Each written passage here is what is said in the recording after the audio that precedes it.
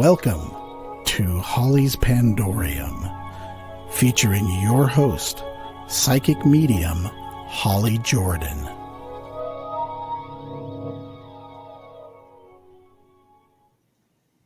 Hey everybody, I'm so glad you're back with me today. I have a special guest that I have not spoken with before. This is Reverend Celeste Frazier. She has written a book and done lots of speaking publicly, and I am just really excited to hear about some of the things she's discovered and her experiences with this unusual life that we're having. So welcome, Celeste. Thank you so much for coming on today. Hi, I'm glad to be here. Looking forward to our conversation. Yeah.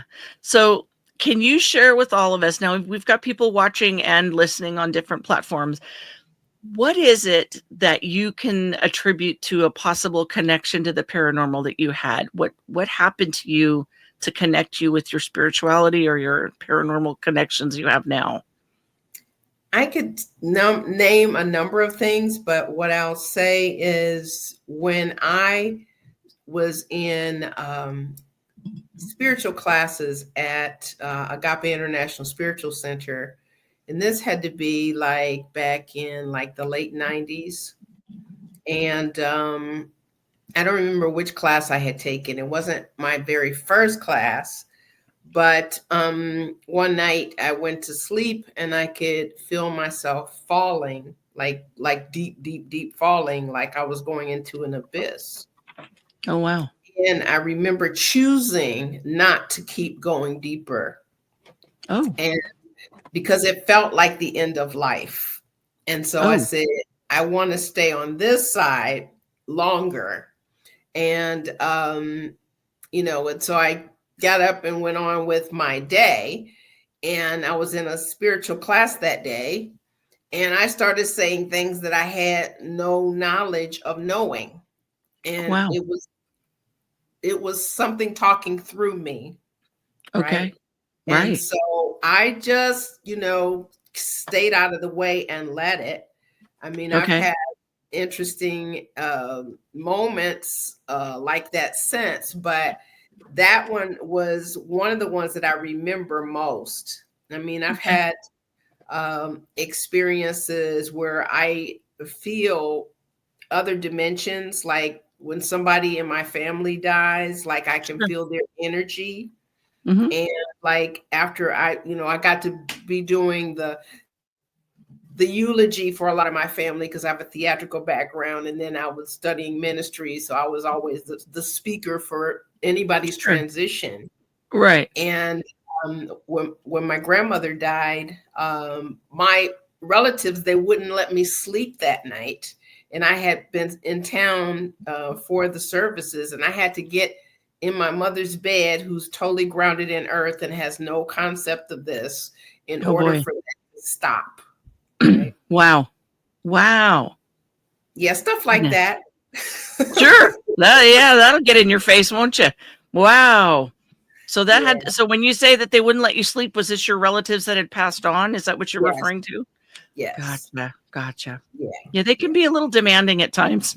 Right. And it will still happen, whenever somebody transitions, and it'll be like, okay, all right. It's like they're letting us know, or letting me know that, they're present, and it generally gets activated around those kinds of times more, but it happens at other times too. Yeah. Okay. So can you think of, was that like your first big connection to the afterlife, or do you think you may have had it before then? I remember as a kid feeling like the presence of ghosts, but I couldn't really identify it. It was, it was uncomfortable, and then I kind of didn't have anything for a while. And then, when I started getting on my spiritual path, it was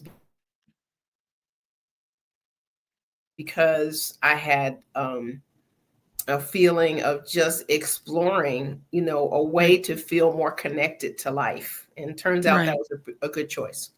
Yeah. So how old do you think you were when you finally decided that you definitely had more going on in your life than just a regular situation. Because it sounds like the little bit I've studied about you, you have a very developed spiritual side, really developed, but that didn't start out that way. So how old were you when this really started to come together? I don't know. I can remember like when I was in like the 5th or 6th grade that I was going to Catholic school, intense desire to Uh-huh. go to church in the morning mass every day before school.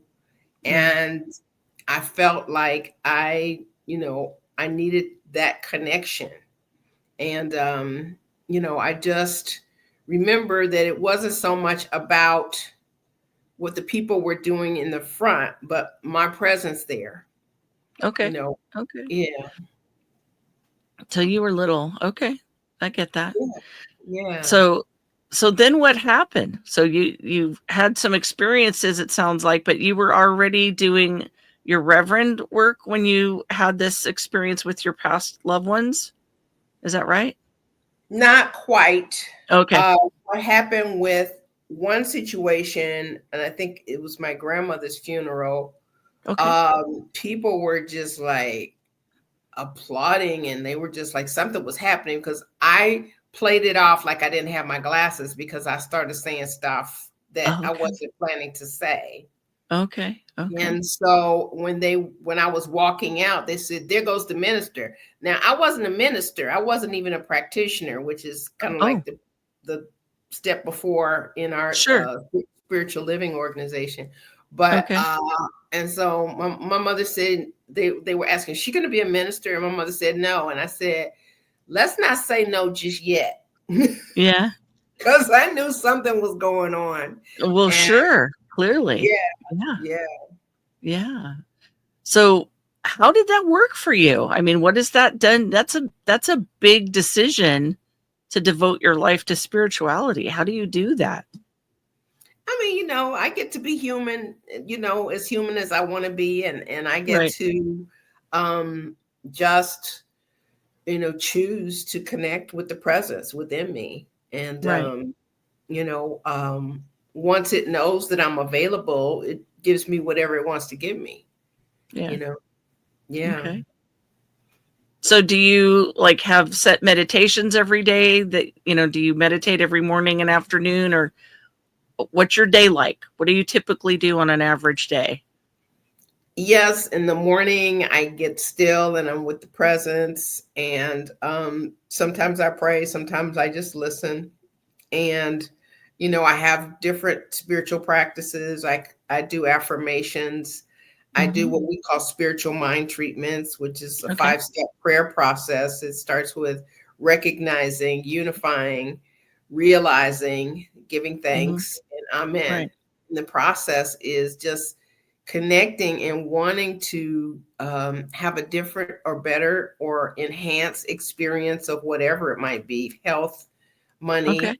money, relationships, for myself, and I do this for other people. And, so I do those things for myself, and then I do them on request for other people, Okay. whether they be congregants or friends or, whomever. But, occasionally I used to do like these morning meditations on social media, Mhm. particularly during the pandemic, because I knew people were being more still than they would, Oh, sit yeah. and listen. But, after the pandemic, I've just been basically doing it for the most part in communities where I'm ministering. Yeah. Gotcha. Okay. Okay. That's amazing.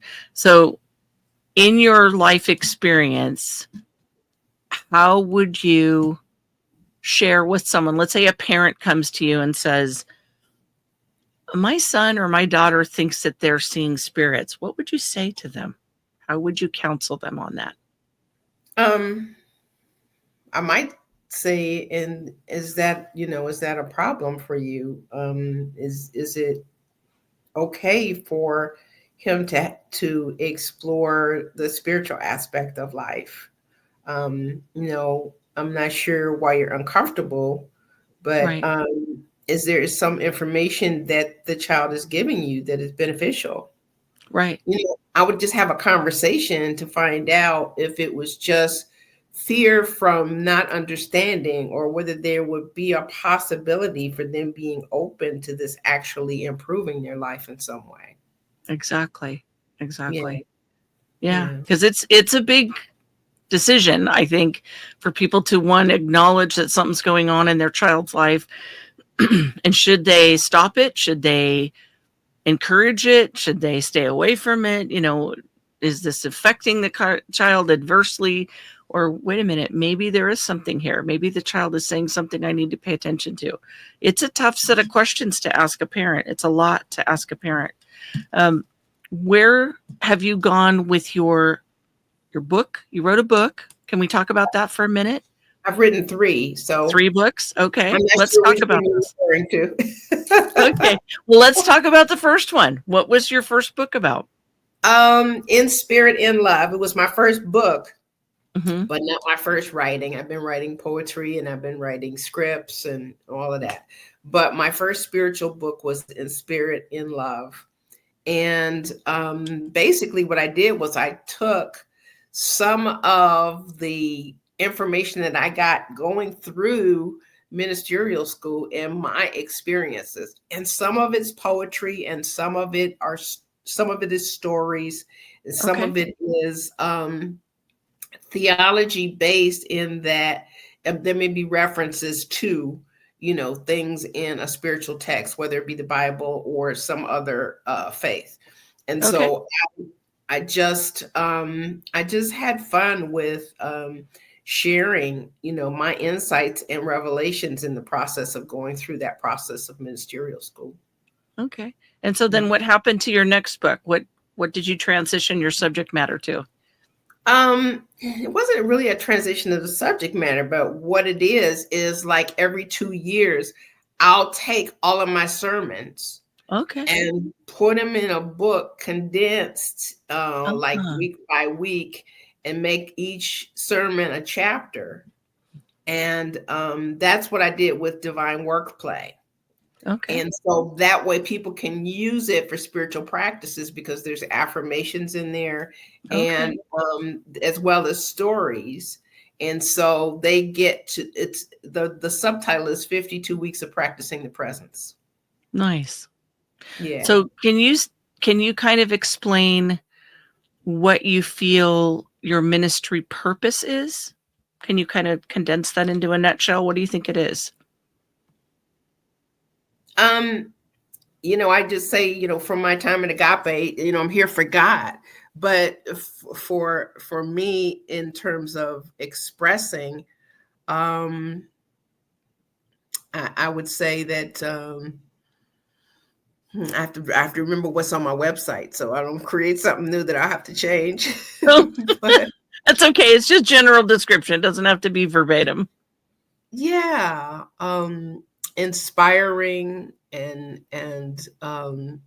inspiring hearts and encouraging spirit, just knowing that I'm available, is the intention, to be a beneficial presence. Okay. So what do you typically do in your ministry? So you have sermons weekly? Is it weekly or bi-weekly or? Yes, it's weekly. At this point, I just started at Center for Spiritual Living St. Louis at the beginning of May. It's spoken there, it's spoken there in April as well, but officially, I came from DC, where I was ministering in DC, and came to St. Louis. And so, I've got a new spot, and we're doing exciting things, and people are ready for growth, and we're on fire. Nice. Yeah. That's awesome. That is awesome. But it's always transmitted like online. This one is transmitted through Facebook. So, you can find us either at the website cslstl.org or on our Facebook page, CSL St. Louis. Yeah. Okay. All right. So have you been there most of your life, or is that a new location for you? Oh, it's brand new location. I've never Is lived it? in St. Okay. I've never Okay. even visited St. Louis before April of this Oh, year. wow. Wow. Yeah. Okay. So a big change then, huh? Yeah. My ministry started, I opened up a center in Chicago Hmm. in the like 2007 Oh, and wow. did that for several years. And then I stopped and wrote the book, and then I would go promoting the book, and people said, well, we want you to come over here. And I Right. started ministry in Oakland at the East Bay Church of Religious Science. Okay. And I did that until the pandemic hit. And then went back to Chicago to be with family. Got a call. They wanted me to come to DC. So I went to DC for a couple of years and worked with Sylvia Sumter at Unity of Washington, DC. Wow. And, I knew that contract was coming to an end. And Right. CSL St. Louis said, we're looking for somebody. And so I said, okay, well, what about me? And they Right. said yes. So that's where I got here. That's amazing. That's amazing. So been So pretty much all over the country at this point. I see that. Yes, that's amazing.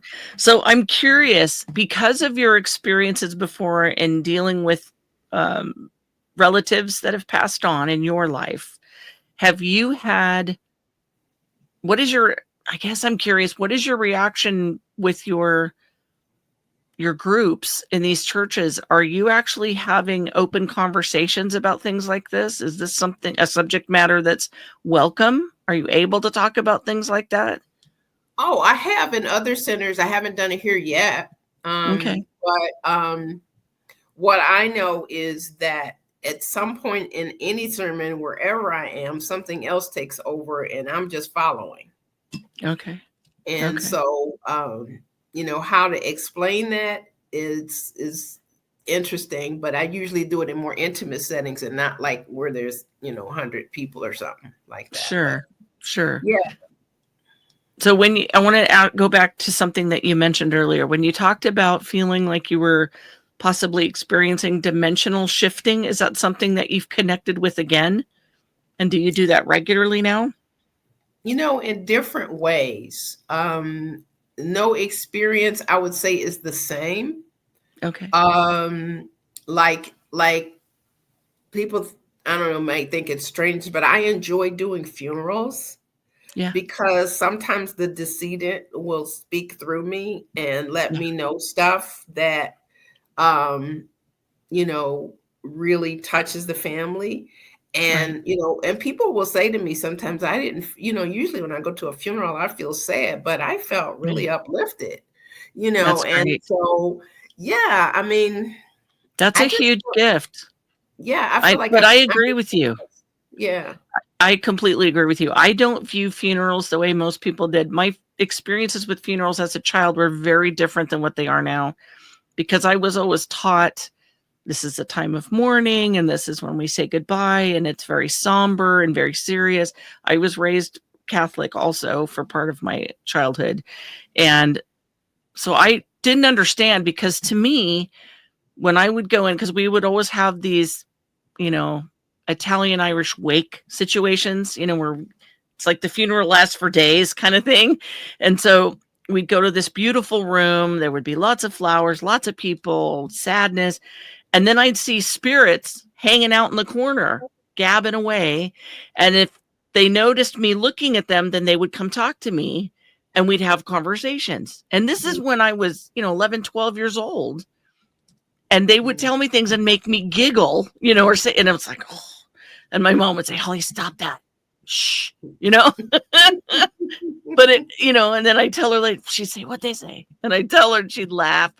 But Mhm. it's just one of those things where it's a different experience. And so I love that you're able to channel some information, because when I get to connect people with lost loved ones, or, maybe our relative or loved one died, and as a psychic and a medium, I love those opportunities to get to pass along things that give them peace of mind. First of all, they're Right. okay. They're not suffering. They really are somewhere, and they really are happy. and it's really okay. And they want you to thrive. They don't want to see you sad. They don't want to see you mournful. They miss you, but they're not miserable, and they don't want you to be either. So I love that messaging that you're able to share. That's incredible. So that's really important to be able to do that. That is wonderful. So I'm glad that you're getting to do that. I'm just excited that you're a reverend, because getting to see female pastors or reverends is not something that we grew up with. You're probably close to my age, I'm guessing, and it's not something that was common. So you're a trendsetter, my dear. I'm very excited to talk to you, because it's a big deal to be who you are and be a female. Well, it's not unusual in centers for spiritual living. In fact, there's probably more women ministers than there are men, right? Really? Wow. Yeah. And we're worldwide, but you don't hear about us. There's not a whole lot of publicity out there about us. But I'll tell you who started out with our organization, my teacher, Michael Beckwith. And he's separated from the organization because he had to be global, and he couldn't be all that he needed to be within an organization. So he created a bigger space for himself. But yeah, he's my first primary teacher. Interesting. And I wouldn't have become a minister if I hadn't had him as my guide. Really? Oh my gosh. That's amazing. Yeah. That's amazing. So for people that are in distress right now, let's change gears a little bit. People are going through a lot of stress. They have so much heaviness. There's, maybe threat of losing their job again. It's like COVID fear coming back of, how isolated are we going to be? How poor are we going to get? Where are we going to get our bills paid? Are we going to lose our house? Are we going to lose the car? Are we starting over? Are we crashing and burning? Is that what's happening? Are we going to be okay? Gas prices are creeping up again. What are we looking for? How do you relate to people in your organization? How do you encourage them in these kind of days that we have? What do you say to people? Well, sometimes when I'm bad, I make fun of the politicians, and they tell me I really shouldn't do that. So I'm trying not to. But the most serious things in life are the funniest. That's what I learned. That's the yes. But I have messages of things that I think are essential, like beyond necessarily the condition, but more about trusting in God, creating a deeper relationship with God, opening your heart to, the spirit within yourself, and ways to navigate their spirituality that is not reliant on what's going on externally, but not separating, and finding the gifts within them that they can bring to any situation. That's wonderful. Because I think I'm getting to be the older adult generation myself, and I feel like younger generations really need some comfort. I feel like they need something to lean on once in a while, because feeling like there's nothing and no one to back you up or to support you or just be there for you is a really scary, lonely idea. I feel like not the religious part of it, but the camaraderie and the fellowship that churches used to provide when I was a child, when it was expected that you went to church. It was like everybody went, you went somewhere. You went to Presbyterian, you went to Pentecostal, you went somewhere. You went to Catholic, whatever it was, but you better have attended church, and it just seemed like the people that were going to some faith center of some type seemed to be a little happier and a little more content than others. And there's been enough studies that have shown that people that have some kind of faith, any kind of faith, whatever it is, tend to have lower blood pressure. They tend to have a better outlook on life. They tend to heal faster than people that have no faith at all. I have people in my family, in my immediate family, that are of the mindset that if you believe in any spiritual deity, it's a sign of weak-mindedness, which I find very sad. Well, So I don't agree with that personally, but I do understand why that there's that mindset that you can't depend on anyone. You got to depend on yourself. There's nothing that's going to just fix everything for you. But to me, that's not what the spiritual thing is about. Do you want to, no, can you speak to that a little bit? absolutely. Because I'm dying to talk about New Thought, because that's what we're part of. New Thought. It's based on ancient wisdom. You can find, whether it's an African spirituality, whether it's Judaism, whatever early faith that you can find, Egyptology, all of the spiritual principles are eternal. And so New Thought came about like as a result of the transcendentalists, like at the beginning of like the 19th century. And that kind of morphed into what New Thought is today. So you have, you know, people that are deceased now, right? Like Ralph Waldo Emerson or Emma Curtis Hopkins. Ernest Holmes is the one who founded Religious Science, which is now Centers for Spiritual Living. But there was a creativity that came from people who would just sit around. You know, they would sit with, you know, each other, that writers that we revere today, because their work is timeless, because it's steeped in spirit. And so New Thought is basically saying that God is all there is, and that I am one with it. And because I am one with it, I am, you know, I have, and I do, you know, what God does. And so, you know, but you have to establish a real connection with God. It's not like fake prayers, like if you even know what a Our Father or Hail Mary means, really, or are you like saying the words? Like, have you had a conversation with God?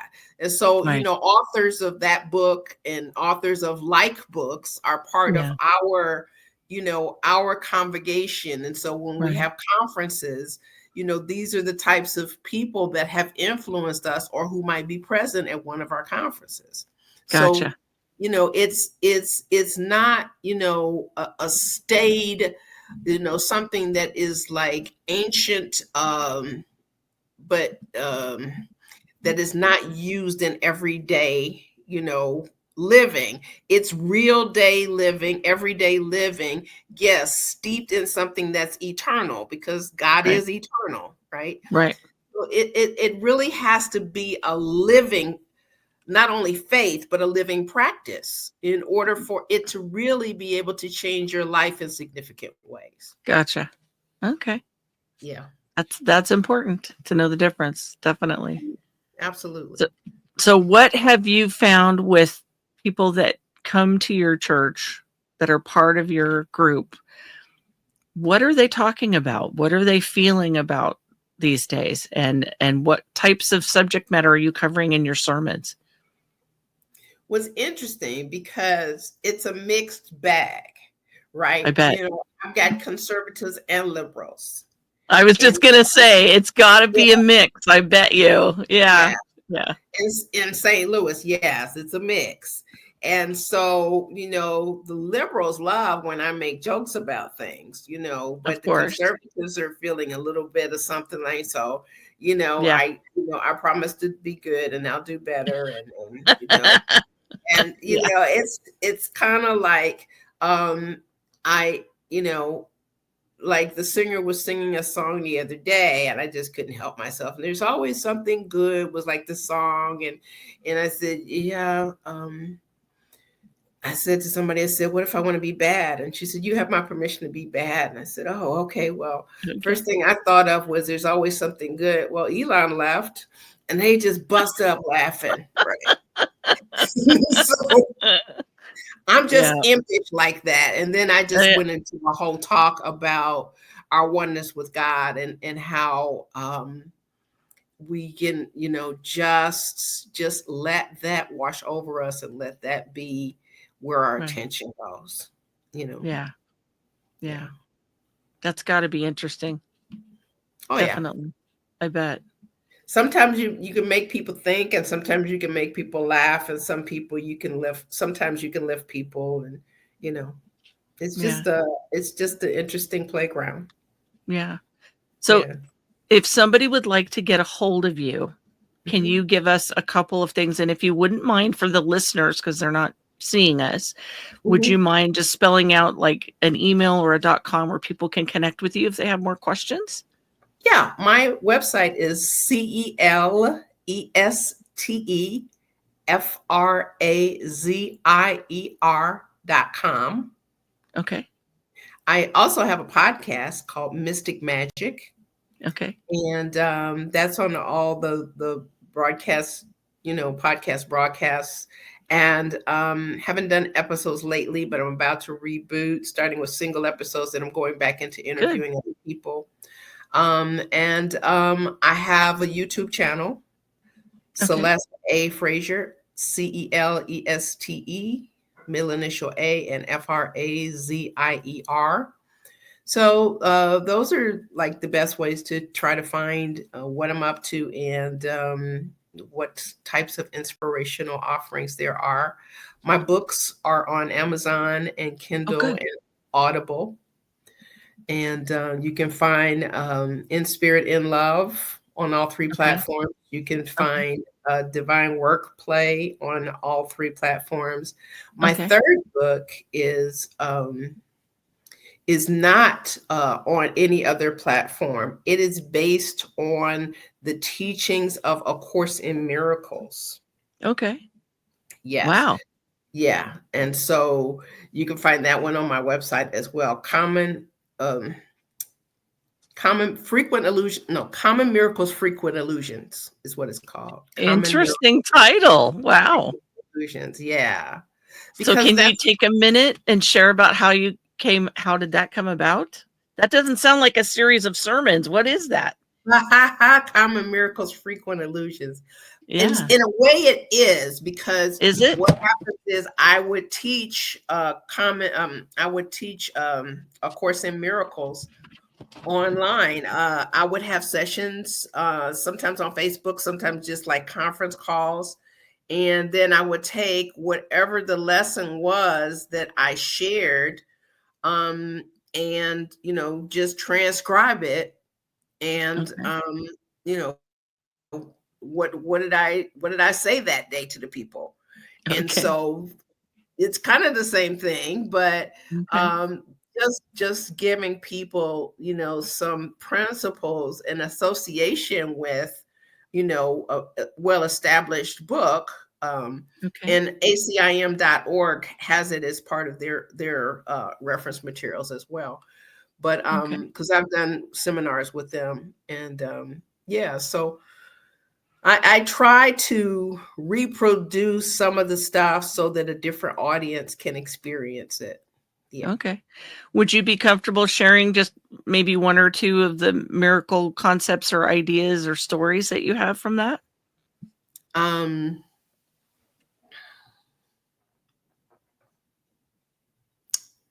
wow. I feel like I want to peek and take a look at something, but I would say, I wish I could think of it right offhand. Um, Conceptually, I can say Sure. there's nothing outside of God. Okay. Yeah. And a lot of times we have these perceptions like, um, we know. And like one of the lessons is, um, I don't know. I don't know. No, I'm not thinking of the right That's word. okay.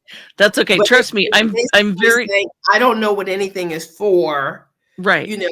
but anything you might have in your home that's a symbol of something, Right. it's not just the object. Like, it's not just a cross, it's not just a rock, it means something, Okay. but we've ascribed that meaning to it, not that it required a meaning, but that Okay. we required it to have a meaning, you Okay. know? And Okay. so much of what our thoughts are essential to how we navigate this thing called life, because we have to understand that a lot of the stuff we make up is not real, and Okay. the things that we don't make up are real. Interesting. Yeah. I'm just fascinated in general that you're comfortable talking about God and spirits being the afterlife altogether, because a lot of religious leaders, I'll say, are not comfortable acknowledging that there's ghosts that hang around in the afterlife and talk to you. So the fact that you're able to do that is uplifting to me, because I have my own religious ideas and beliefs. And part of the reason I stopped going to church is because of the ideology split. I was not allowed to be a medium in the church that I was in many years ago. I was not allowed. I was not ever allowed. If I relabeled, I'm glad you brought up your definitions, because if I relabeled and said, I got a word of knowledge, quotes, for you, it would be better received. If I said, my spirit guides told me to tell you this, it would be, you're, you're doing something bad. You're doing something evil. Don't say that. It was all in the packaging. It was all in how it was communicated. But for me, it was part of how I breathe. It was part of how I wake up in the morning.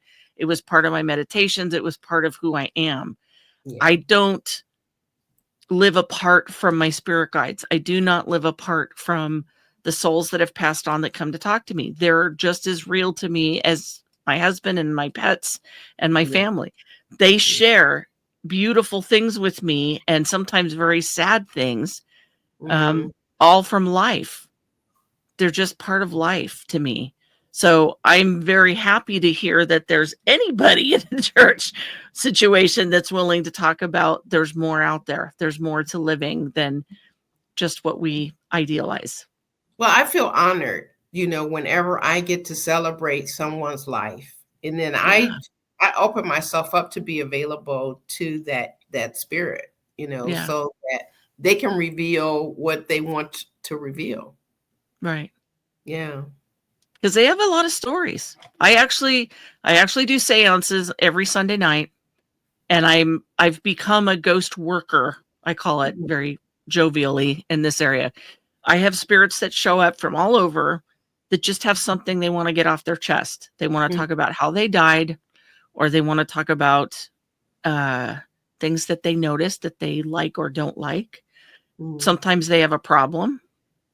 I had a spirit show up that was in the Civil War, and he has PTSD. And so he understood it to be something called battle fatigue, which was an older term for the same thing, basically. And we had some wonderful chats, but I look forward to every time he comes to see me, because he's getting to work something out, and there's more than one way to do that. I'm certainly not the only way for him to do that, but I'm thrilled to be able to be a part of that. I have a ghost that's in town that I see that likes to camp on a bridge where he died in the 20s. He was in an old Model A, and he says, the last thing I remember, I was driving, and then I woke up dead. I woke up and my car was wrecked, and I was on the ground bleeding, dead. And so he knows he was in a car wreck. He just doesn't know what happened, but he literally woke up dead, basically. So he was cognizant, driving a car, had all his thoughts in his mind, and then bam, he wakes up and there's his body on the ground. That's shocking. And it takes some spirits a long time to sort all that out, to figure out what exactly happened. I've talked with several spirits that were in a hospital. They came in and there was a lot of chaos. They passed. They didn't realize they were dead for quite some time. They sort out where they are and what's going on. Not everybody goes straight up into the light and goes into the afterlife right away. Sometimes other things get in the way and cause confusion. And so whenever that happens and I get a chance to help them sort that out and figure out what their next move is, that's amazing to me. Mm. It's amazing that there's that opportunity, that the energy's still there. Energy never dies. It just transforms. Yeah, it never dies. Yeah. Right. But it can't die. Energy can't disintegrate. It goes into something else. Yeah, it cannot be destroyed.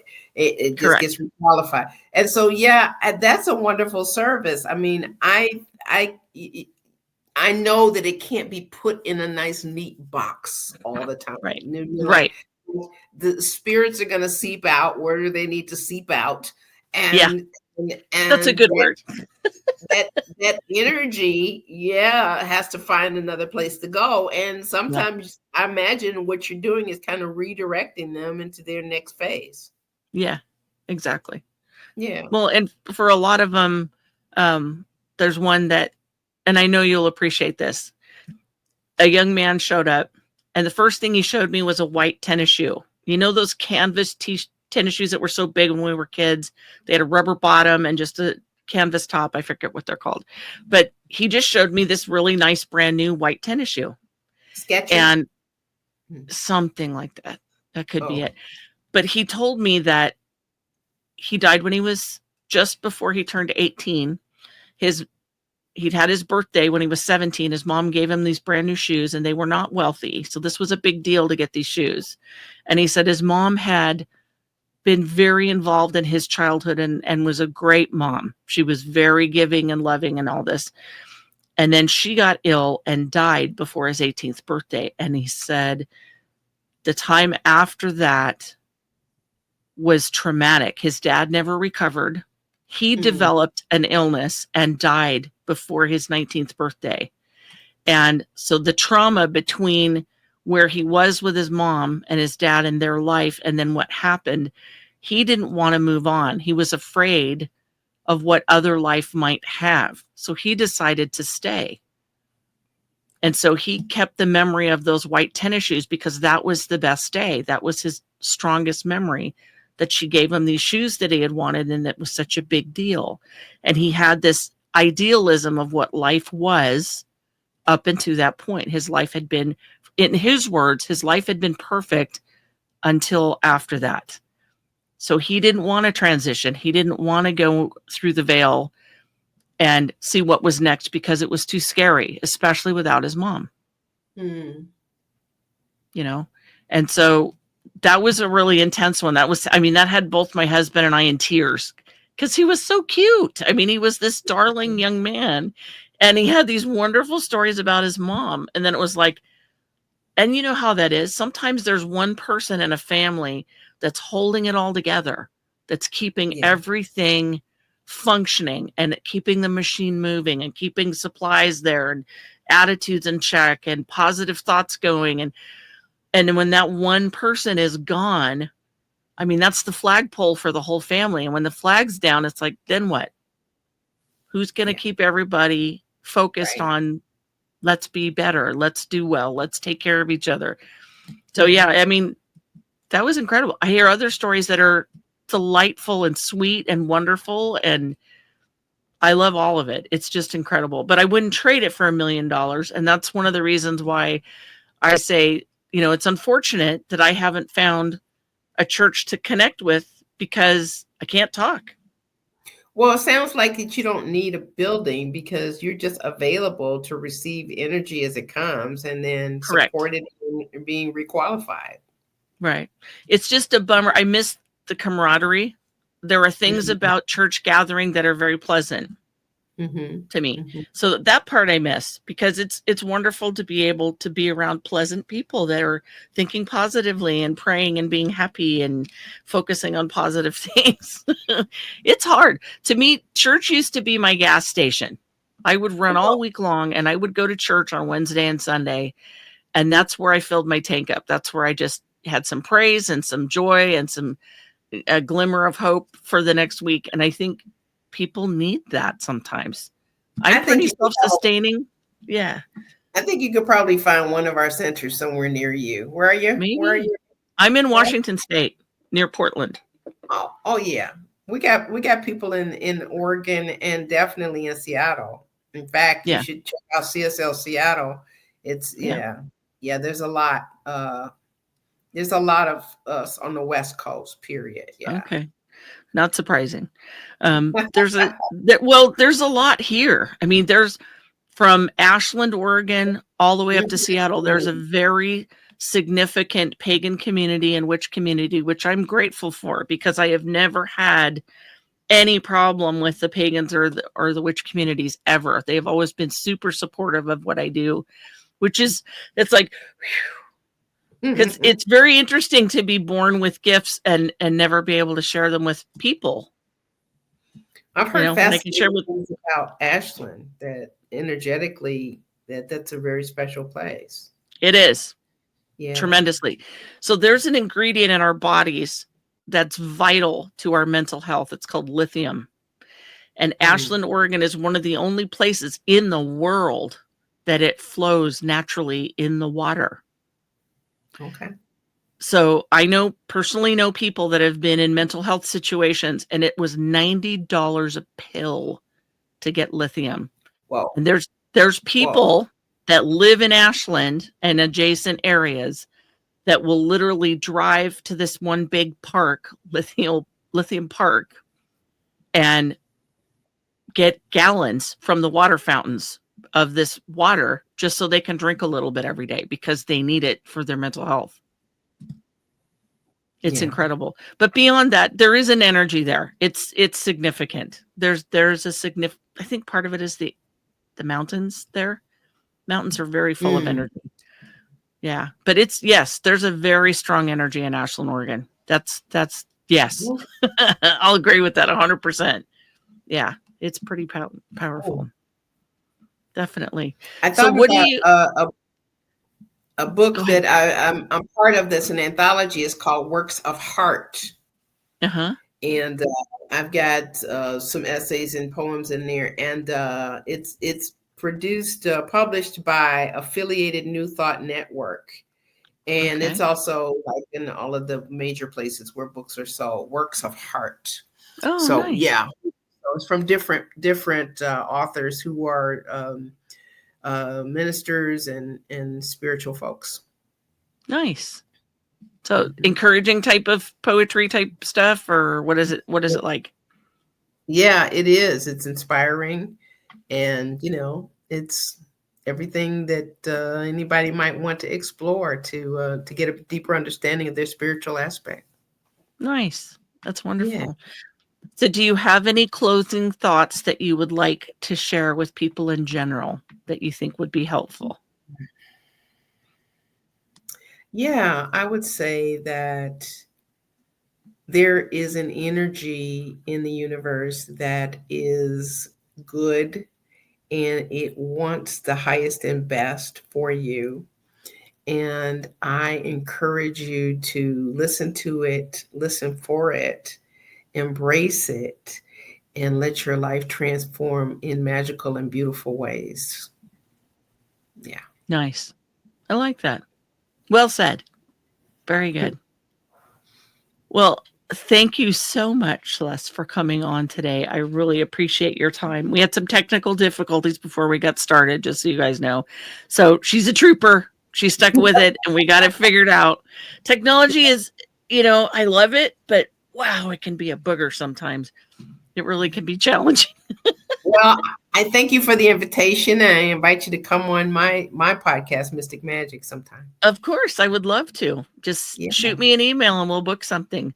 All right, great. This is Holly and Celeste. Thank you for joining us today. And as my dear friend Jay likes to remind me, please remember to like and subscribe to the channel. We love to hear questions. You can message me anytime you want at hollyspandorium@gmail.com. And we'll be back again. I'll be back next week with another episode, but I appreciate you joining us. Thank you so much. This is Holly and Celeste saying thank you, and we'll talk to you again. Bye.